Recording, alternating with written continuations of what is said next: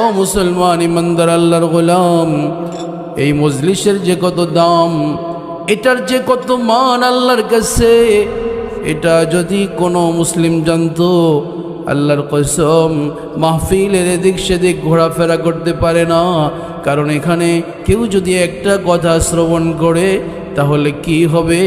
সরকারে দো আলম নবী হাদিসের মধ্যে বলেন, মুসনাদে আহমদ বিন হাম্বল হাদিস নম্বর 17550 নম্বর হাদিস, আল্লাহর রসুল বলেন তার প্রিয় সাহাবী আব্দুল্লাহ ইবনে মাসউদকে সম্বোধন করে, ইয়া ইবনে মাসউদিন, হে আব্দুল্লাহ বিন মাসউদ, জুলুসুকা সাআতান ফি মাজলিসিল ইলমি, তুমি যদি ওই মজলিসে বসো কিছু সময় যেখানে কোরআন এবং সুন্নাহের আলোচনা হয়, ওই মজলিসে তুমি যদি বসো, খায়রুল লাকা মিন আলফি সানাতিন, 1 বছর নফল ইবাদত করলে যে সওয়াব হবে, এখানে কিছু সময় বসার দ্বারা আল্লাহ তাআলা তোমার আমলনামায় সেই সওয়াব দেয়া দিবে। সুবহানাল্লাহ।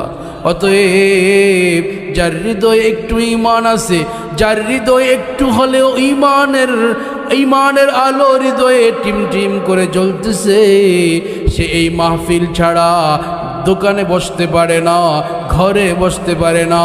কোরআনের আকর্ষণ তাকে এই মাহফিলের প্যান্ডেলে, তাকে কোরআনের কাছে টাইনা নিয়ে আসবে। ও মুসলমান, এই মাহফিলের এই মজলিসের এত দাম।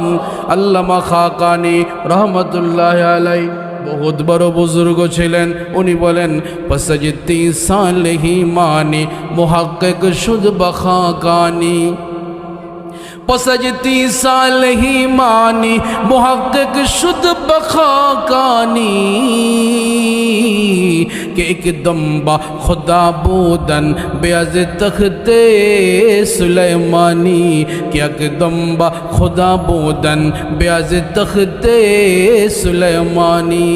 আল্লামা খাকানি রহিমাহুল্লাহ উনি বলেন, আমি 30 বছরের সাধনা অক্লান্ত পরিশ্রমের করার পরে ये बात मेरी समझ में आई, একথা আমি বুঝতে পেরেছি, আমার যথাযথ উপলব্ধি হয়েছে, কে একদম বা খোদা বুদন বেয়াজ তখতে সুলাইমানি, যে কিছু সময় কেউ যদি আল্লাহর মজলিসে বসে যায়, আল্লাহর আলোচনা যে মজলিসে হয় ওখানে যদি বসে যায়, তাহলে সুলাইমান আলাইহিস সালামের শাহী সিংহাসনের চাইতো শ্রেষ্ঠ ফজিলতপূর্ণ একটা জায়গায় সে বসে গেল। সুবহানাল্লাহ।